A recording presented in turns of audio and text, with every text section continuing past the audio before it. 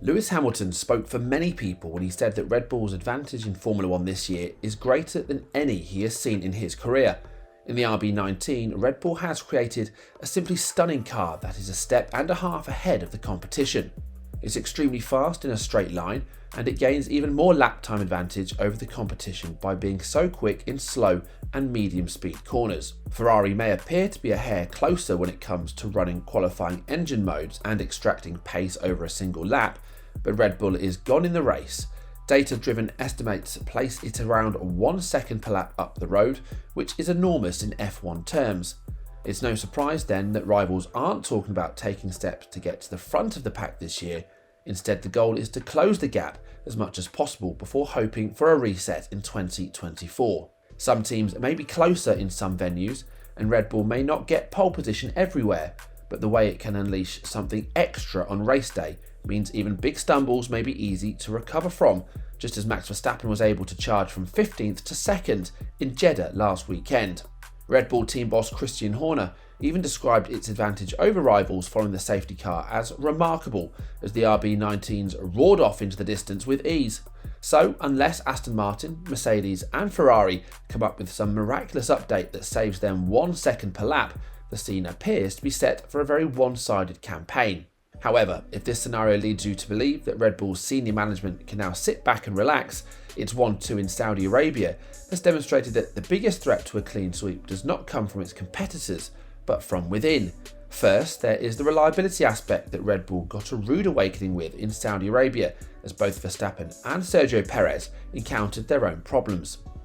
Verstappen's drive shaft problem during qualifying forced him out of Q2, and although he recovered on race day to finish runner-up to Perez, Verstappen was heard airing another reliability concern over team radio in the closing stages in Jeddah. Verstappen's qualifying issues came after Perez revealed on Friday that he had an unspecified mechanical issue, with Chief Technical Officer Adrian Newey also claiming that Red Bull's dominant performance in Bahrain was not as easy as it appeared due to an unexpected reliability problem in practice. Red Bull has a history of early season reliability gremlins, with Verstappen missing 2 of the first 3 races last season and falling 46 points behind runaway leader Charles Leclerc. But with Fernando Alonso finishing 3rd behind the Red Bulls in Bahrain and Jeddah, F1 journalist Mark Hughes believes the 2-time world champion could be the one to capitalise if Verstappen and Perez both have problems.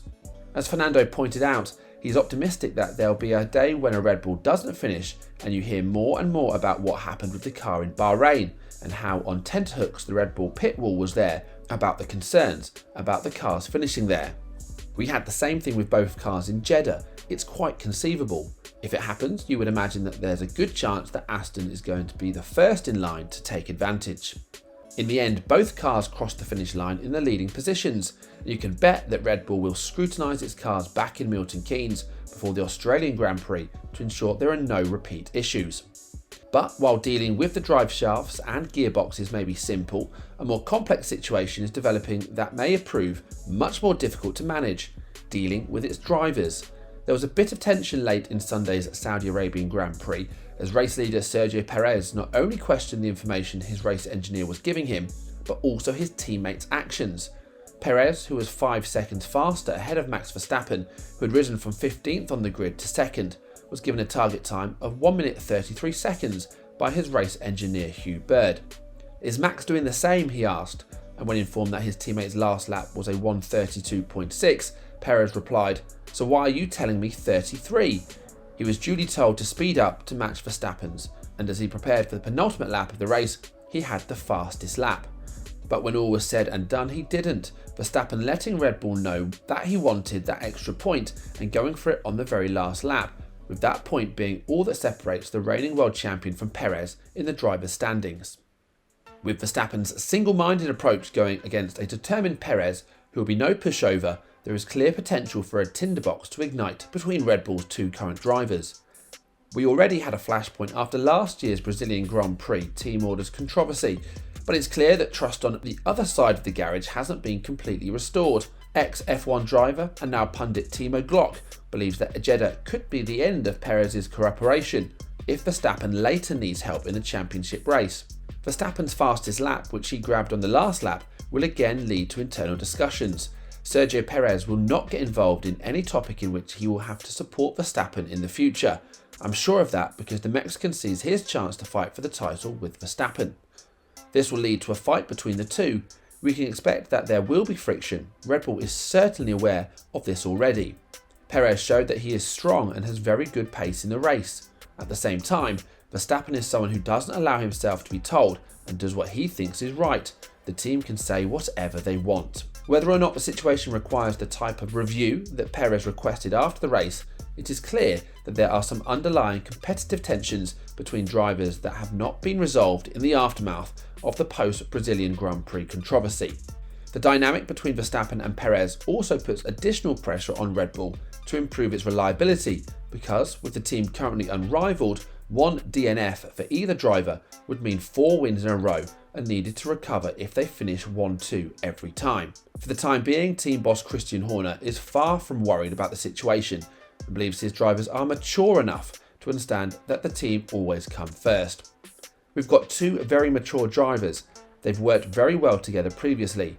We went through the race together beforehand and also discussed the scenario in question as it eventually unfolded. About that we said, look, you're free to race, but the rules of engagement are team first and respect each other. Respect the car you're driving and we want to bring home maximum points. And they've done that. In theory, that is correct. But when you add in reliability, team orders, penalties, luck, mind games and politics, things can get a lot more complicated. That scenario is likely to give Red Bull's management more headaches this year than that its competitors are up to. Red Bull knows only too well how things can spiral out of control when there becomes an edge between its drivers.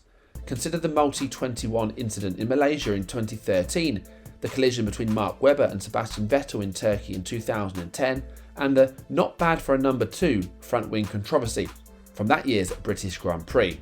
And former F1 driver turned pundit Robert Dornbos rightfully believes that the entire situation doesn't help when it comes to trust between the teammates. That doesn't help, the Dutchman said. That's the best way to refer to that because you're overruling a team order, which is never good.